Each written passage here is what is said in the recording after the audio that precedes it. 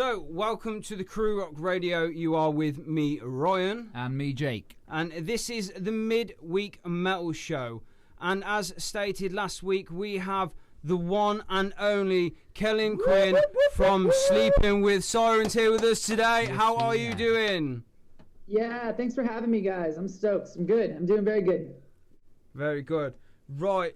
Hey, let's just welcome you into the show. Welcome to Britain again. It's been a long time coming. Wish I could be there in person. Oh man, we would love to have you in the studio. Yes, definitely love to. We were actually just having the conversation a moment ago how we went to All Points East when Bring Me the Horizon headlined, and due to someone's bad sign skills, we actually just missed you guys by probably 5 minutes. I'm so sorry. Just got to see Architects, I think he was, while she sleeps, maybe. Yeah, that was my fault. We ended up having another hour on the journey, and that was totally my fault. I was in the wrong lane. So we missed that. Oh, that's all good. The Architects set was great, though. I remember watching that one. It was awesome. Yeah, they were pretty good, to be fair. So, do you think that maybe you'll be touring either with Sleeping With Sirens or, as you've announced, solo at any point in the next 12 months? Oh, I have no idea. That just depends on the world and what goes on there. But, I mean, more than likely I'd be touring with Sleeping With Sirens over my solo project.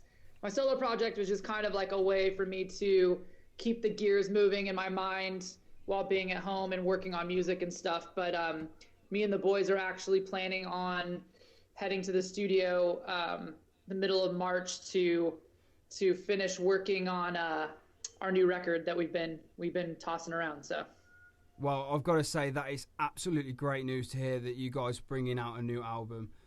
Me personally, I'm a long-time fan. I've been listening to you guys since the early days, Roger Rabbit. So I've been a long-time fan as it is. I know I'm quite new. Believe it or not. Oh, that's all right. Hey, welcome. Welcome to the family. Yeah, welcome to the family. Thank you for having me. So I'm not going to lie. I've done my research over the past couple of days, obviously since agreeing with the interview, and I realised it's coming up to, I think, 11 years next month with Ears to See and Eyes to Hear. Yeah. Which is, well, obviously last year with it being 10 years is a big milestone, and it's just growing bigger and bigger every year. What are you guys? How do you guys feel on that? Yeah, it was cool. I did like a little Instagram live when it turned 10, and just kind of like went back and listened to those songs again. So I haven't really listened to that album in a long time. So to go back and hear those songs, it was a fun adventure, because to hear what I was doing 10 or 11 years ago versus what I'm doing now, and just the difference in the way that I write, and like how just kind of like young I was when I was making that album, like makes me happy with the things that I came up with, and I'm proud of that album still, you know. Well, I can probably say from not just us in England, but from everybody around the world that has heard that album, we are all proud of you, and we all absolutely love that album. It's a great album. Thank you very much. So, yeah, I have a question. So, being one of the new family members, you've got this very unique high-end voice, vocally. Did that come naturally to you, or did you have to sort of progress to get to that range and be comfortable with it? I'm very quite interested, because it's unique. You don't really hear artists, especially in the rock scene, hitting those highs throughout the whole of a song and a record. So was that a natural thing? I mean, it's just kind of the way my voice works. I mean, obviously, I did listen to a lot of bands like Taking Back Sunday, and those bands where, you know, I obviously can sing higher than those guys, than like Adam Lazzara, but at the time that was like kind of what I was gauging my musical ideas and stuff off of. But I mean, you can hear the way I talk, like I just have like a higher voice. It's funny whenever I have to do like collect calls about anything, whether it's like setting up my cable or paying a credit card bill or something like that, they always call me ma'am because I have such a high voice. Oh man, no, it's such How are a you doing unique today, voice. ma'am? And it's like, I don't even want to correct you at that point. It's like, I'm not gonna be like, I'm actually a guy, because it doesn't matter. No, you keep doing you, man. It's just a unique voice, and yeah, you're smashing it at the minute. Talking about smashing it, you were featuring on a lot of other artists' as work. How are people approaching you? Are they small bands? Are they big bands? Yeah, so I work with this company called Featured X, and they're a platform where a lot of artists can work with artists like me. And I mean, they have drummers, they have producers, they have guitar players, basically whatever you need to assemble an amazing track. And they put us together, and we end up making really cool stuff. So I've been doing that since last year, and it's a really cool opportunity for me to see what's going on out in the world and be able to bring something to somebody's track. And man, I've discovered some amazing artists through that company. Yeah. So I think discovering is a great word there. So yeah, it introduces us as fans to these new bands as well. So recently we found Magnolia Park. Yeah, which Magnolia Park. There was. I'm very hyped at that. I mean, that's a great song. It's a great song. There was obviously another one. The song "Loveless" with Not Enough Space. They're another band from Orlando, like you guys. And it was great because I've been in contact with them as well, and I did say that is it okay if we mention that, and they said yeah, it's fine. I've listened to the track and I can't stop listening to the track. It's so melodic but so sort of in your face. It just works so well. Yeah, it's awesome. I mean, there's some really, really talented artists out there, and I'm happy to be able to like help in a way of like shining a light on those artists and just kind of bringing them more to the forefront, you know. I think it's important for older artists to not get stuck in the way of like being intimidated by new music coming out, but almost be like an usher of like new music coming in, and that's something that I've always been keen on doing. So yeah, that's top, man. We've both got to admit that's just great. It's great to see, as you say, an artist that has been going, I think it's something like 12 years now, maybe. I don't know. A long time. It's like 10 or 11, or some days it's 12. Like, it just depends on how tired I am. Introducing new bands, that are obviously giving them a voice in a sense for your followers to then listen to them, which then gets them more followers, which gets them more of a horizon to look over. It's a step in the right direction, isn't it? Yeah, agreed. So obviously one of the most mainstream collaborations that we all know about, and it's probably one of the greatest songs I've heard, is obviously you featuring on King for a Day with Pierce the Veil. Yeah. How did you find that, working with Vic and the other guys at Pierce the Veil? It was cool. It was an amazing experience. It was an interesting experience. Like, we were brought together because kids were asking for us to collab online, and he asked me if I wanted to be a part of a song and sent it over. And I remember being just kind of nervous because like, you know, like, I don't get nervous when I'm making my own stuff because it is what it is. But when you feature on someone else's track, it's got to be good. Otherwise, you know, I don't want to be the one that like ruined it, you know? But I remember that experience recording with a buddy of mine because I didn't really know a lot of producers in my area, and I had to record it from home. So this guy I knew, Johnny, like recorded it in his bedroom on like old Fruity Loops program, and his brother was going to college at the time, and he had just got back from doing classes and was trying to sleep, and I was like screaming in the room. He's like banging on the wall, and we had to like retrack it. And I remember just sending it over and not knowing if the guys were going to be stoked or not, and they ended up writing back and saying they loved it, and it ended up being what it was. So it turned out good. Yeah, as I say again, from everybody around the world, it definitely turned out really good because it's such a great track. Going off what Jake said earlier about obviously with a star like you with the higher voice, I've had a lot of people say to me that you have a bit of a resemblance to the lead singer from Issues. Like Tyler Carter? Or? Yeah. Oh, cool. I'm down. In a good way, I mean, in a good way. Yeah, I mean, I'm cool with that. Like, Would he's you got a ever good think? voice. Would you ever think of maybe doing a collaboration with them in the future? Um, I'm not sure. It just depends. Like, I'm not opposed to doing any sort of feature. I think it just has to be kind of right for both bands, you know? Yeah. Has to fit in like the right lane. So just depending on that. But I'm open to anything, everything, as long as it's like unique and fun. Speaking of collaboration, sorry Ryan, I know Ryan's got a lot of questions he's got to ask you. But I was watching an interview with, I believe it was Rock Sound, about 4 or 5 months ago, and you mentioned obviously collaborating with Mike Deuce again from previously Lower Than Atlantis. Is that something Yes. is that something that you're still sort of keen to do? I know he's doing sort of a lot of popular stuff and a new wave of music, which I think, well, hey, why don't we get you on that?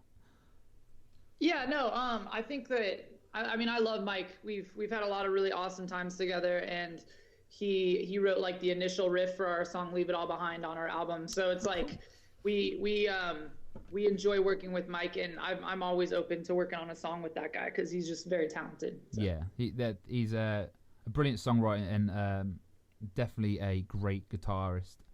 Some of his technical stuff that he does on that guitar is incredible. You can watch him all day, and I did have the privilege of doing that, so I'm going to name drop him. I wanted to talk about your solo venture with Downer Incorporated, and Yeah. how does it feel to you that obviously I know you said that it's just about it's not just about keeping the cogs turning, but how do you feel about that? How do you feel it's gone? I mean, I love it. It's fun to be able to make something that isn't Sleeping with Sirens and get my mind in like a different headspace. And I get to work with my buddy Julian on a lot of stuff, who's in the band Loveless, and he's an incredible musician, songwriter, and we've come up with some really cool things like our new track Home that we just put out. We're putting out an acoustic version of it. I think 9 at night on Valentine's Day, but 15th for sure, the 15th of this month, there's gonna be an acoustic version of that song coming out. And yeah, I just really enjoyed it. It's definitely like a good part of my life, you know. It's good to go into the studio and to write songs that pull your heartstrings and make you want to continue making music, you know. And sometimes with Sirens, you get caught in like this box or this ceiling of it has to sound a certain way. So with Downer, I get to just kind of explore and do stuff different. So that's great to hear. Obviously, so for 9 p.m. over there will be, I think, I'm terrible at this. It would be something like 4 or 5 o'clock in the morning here on the 15th, which is brilliant. I could probably say that I will most likely be up. Ready cool. to listen to it. I know for a fact that. I just want to go into something a little bit other than music, but I know obviously you use your social media, not just Twitter, Facebook, Instagram, to obviously help people with their mental health, especially in times at the moment where a lot of people are struggling with their mental health, not being able to go out and socialise. I really commend you for that. It's absolutely brilliant to see artists like you doing that. What made you kind of think, you know, I'm actually going to use my platform to help people with their mental health? I wouldn't say that I like made like a ultimate decision to have it be that. I think that for me, like, I just know how I'm feeling in my own head, and I'm sure that a lot of other people are feeling the same way. So just being nice to people, man, that's what it's all about, you know? I think that it doesn't take a lot of work to be nice to people and to be sympathetic to what other people are going through, because I think we're all going through a hard time. So just trying to lift people up, it helps me feel better. And if it helps other people feel better, then it's a win-win. Well, to be fair, from me, there is a hell of a lot of respect for that, because you I don't appreciate that. You really don't see that many artists, especially of your caliber, that are using their social media to help people with their mental health, or, as you say, just be nice. Mm-hmm. So I really respect that. Oh man, I appreciate that. Thank you. So I've had a question from someone they wanted to ask. And what was it like working with MGK on Alone? Oh, it was awesome. That's another one of those tracks where we just kind of traded stuff back and forth, which is funny because I feel like a lot of the collaborations I've done have been that way, where you just email the song and they do their thing on it and then send it back to you. And I knew that he would kill it on that song, but I was very, very pleasantly surprised. Like when I got it back, I think he definitely made that song what it is, and he's killing it. He's always been a very talented guy and a really nice dude too. Yeah, and he's doing a lot of things. So has he come from the rap world? Now he's coming into the punk pop. Yeah, we'll get it right. Yeah. Alternative. Yeah.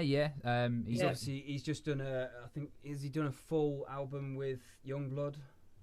Oh, has he? I think Downfall for Us All. I don't know.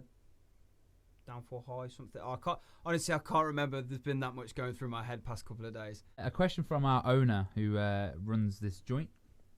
He wants to know, what is the most embarrassing thing that's happened to you on stage? Most embarrassing thing that's ever happened to me on stage. Any slips or trips? I feel like there's a lot of things that have happened to me on stage. There was one stage we played in the UK. I can't remember where we were, but there was like, for some reason, there's like this weird trap door and there's like stairs, and it's like a part of the stage. And I remember like running across the stage and like falling off and down those stairs. That was pretty awkward. Any injuries? No, I didn't get her. I've never broke a bone in my life, so I'm very lucky in that way. But I definitely fell through the trap door, so that was fun. Booby trap. So I've been listening to quite a lot of your live music recently, and one track that it really got to me, to be fair, was Iris by the Goo Goo Dolls. Well, your rendition of it. That was cool. What made you choose to do that specific song? I don't know. It could have been as simple as maybe that's like a song that my guitar player knew how to play, and we just felt like doing it. But I can't really remember. I just remember I enjoyed that song, and we thought that we could make it uniquely our own, and it popped off. So I still like doing that one. It's still like a real big crowd favorite, and I enjoy performing that one live. Well, hopefully when everything gets back to normal and you yourself or as Sleeping With Sirens go touring again, I would 100% love to see that live. Nice. Yeah, it just depends on who we're on tour with. Like, if we're on tour with like a heavy band, it can't really bust Iris out. It just depends on like if it's like a headliner show or if we're on like tour with like some softer bands. That's the cool thing about our band, is that we can kind of tour with either or. But definitely when we're on the heavy tours, we're not like, dude, we're playing Iris tonight. Unless we did it for fun, like just to like see if we could get a giant mosh pit during Iris, would be pretty. That would be pretty cool. Try and get it trending on Twitter. I'm missing mosh pits. So Irish mosh pit. I can't talk. I'm so sorry. Irish. Yeah, you got Irish. me doing it now, man. So going all the way back to the beginning, back to your roots. Obviously, if I remember rightly, you guys are formed in Orlando. So how did you get into music in the first aspect of it? Well, our band, I guess, is rooted in Orlando because that's where we made our first album, but we're all from kind of all over the place. Me getting rooted in music is just kind of growing up with it from listening to different stuff that my mom was listening to. Like, she came from California, so like a lot of rock and roll there. My dad listened to a lot of R&B. My grandma listened to a lot of like classic rock and stuff. So just kind of influencing like all of those and mashing them together. And then I think really like in high school, just being into a lot of drive-through records bands. So like Finch and Census Failed and bands like that, and the Starting Line. That really got me into wanting to maybe do like Warped Tour and stuff at some point in my life. And luckily, my band had the opportunity to do a bunch of Warped Tours and had a lot of fun doing it. But I think like honestly, just kind of growing up, just being a fan of music and letting it influence me and take me where it wanted to take me is kind of where I got my roots. Right. I've got it. I'm sorry. I'm not gonna lie. I'm gonna be completely honest. I am slightly fangirling. Obviously, as I've said before, I've been a massive fan for a long time. So I'm a bit stuttery because I'm very nervous. I'm not gonna lie. Oh, you're doing a great job. Don't worry about it. It's my first ever interview as well, so it just piles on the pressure. You guys are doing great.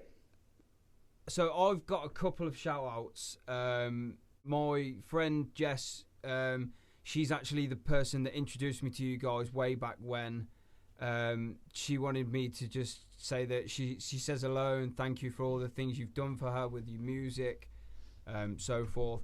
And my stepdaughter, Jess McMaster, she's a very good friend of mine. Thanks for listening, Jess. And yeah, she will. And my 7-year-old stepdaughter, she is a massive fan, especially of Agree to Disagree. It's her favourite song at the moment. Cool. What's her name? Her name is Emily. Hello, Emily. Thanks for listening. And if Jake was just to swing round a moment, there is actually another fan here. This is Jenna. She's actually the lady that asked about the MGK question. She's also quite a bit of a fan as well. Hiding down there. What was her name? Jenna. Hi, Jenna. Nice to meet you. She's giggling a lot. How's lockdown over there? Are you still in a lockdown? How's the virus? Full lockdown. Full lockdown. No restaurant, no nothing. Just keeping it low key. Yeah. Just being homebodies. You know. Yeah, I think that's where we're at the minute. So we've got no hairdressers, salons, pubs, clubs. It's definitely not Yeah, good same, for dude. the... My hair is getting too long. I need to do something with this too. No, you keep it the same, man. It's cool. You're rocking it. Yeah, I've had a lot of people actually say to me like, they really thought that the blonde suited you. It gave you like a more of a, in a good way, by the way, a mature aura. Yeah, cool. It was a pain in the ass to keep up. I appreciate that. It was fun. It was a good phase, but it was like, it was just so dead. Like my hair was so dead from bleaching it from like dark to blonde, and I remember like having to like get it just soaking wet before going on stage. Otherwise it just looked like straw. And so I'd have to get it wet, and I just felt like a pro wrestler every time I went up on stage.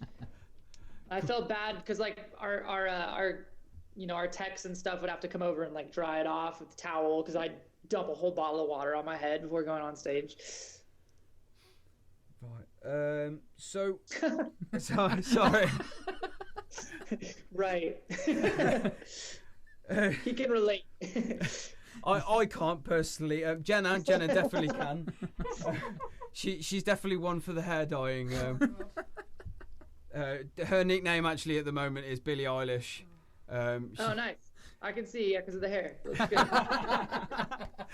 I'm glad we're all in agreement with that because we get a lot of abuse back for calling her Billie. It's quite fun. What about a featuring with Billie actually, Kellin? Would you be up for that? What about it? Would you feature with her? That seems a little out of reach, but do you reckon? I don't know. I think it'd be cool. I think it'd be cool. Again, I'm open to anything. I just think that it has to be like fun and unique, you know? Definitely. I'd definitely say that would be unique. Very if unique. Anything. Yeah, it'd be unique for sure. So obviously you said about new music coming up mid-March with Sleeping With Sirens. What was it like recording the previous album, How It Feels to Be Lost? Oh, it was a fun experience. Sometimes records are fun and sometimes records are really tough to make, and I don't enjoy making the ones that are tough to make. I like the ones that are that seem very seamless and meant to be, and I think that album was definitely that. Like it was nice. I feel like me and the guys just got in a room and had fun, and I think that's the most important thing about making music is that you're having fun doing it, and when it becomes like a job or when it becomes a headache, then it's not worth it, you know? I think that the one thing I've learned from making so many albums and being a band for so long is that it's important to not force things and to make sure that you're just having a really good time. And so there's a lot of heartfelt stuff on that album, but it was probably one of the most fun to make and one of the happiest times of my life. So, well, that's good to hear. Excuse me, and we're all glad to hear that album. It is a really great album. Thank you. I especially like "Leave It All Behind." It's a great song, and it really brings like a special meaning to me as well. Good, man. That's why we do it. I'm happy. That makes me very happy. When we come back to normal life and we can tour again, do you have any plans for that? Do you plan to come back to the UK at all? Oh, of course. Yeah. That's one of our favorite places to play music. And we'd be very happy to come back there and play another show. So absolutely. Whenever it's possible, that would be ideal. So with that said, so we're not just a radio station. We actually host a lot of bands. We have a great stage and lighting setup and all that sort of stuff. It'd be so cool. Wouldn't you agree? You would agree? Yes. If at some point in the future we could get you down as your solo act or whatever the case, when you're in the UK, we should get you booked in. Cool. I'm open to it, man. Let's talk more when touring comes back. Let's talk more about it for sure. Absolutely. I take it you're missing touring and just seeing the world. I miss playing shows. I miss being able to be on stage and sing the songs that I wrote and have people singing them back. Like that's definitely a connection that I miss. Yeah. I do enjoy being home with my family and stuff though. It's been really, really nice to have that time together. So. And as we said at the start, we've got a special birthday today. Is that right? Yeah. It's my middle son's birthday today. So. Happy birthday. Yeah, for sure. So I'm glad I'm not missing that.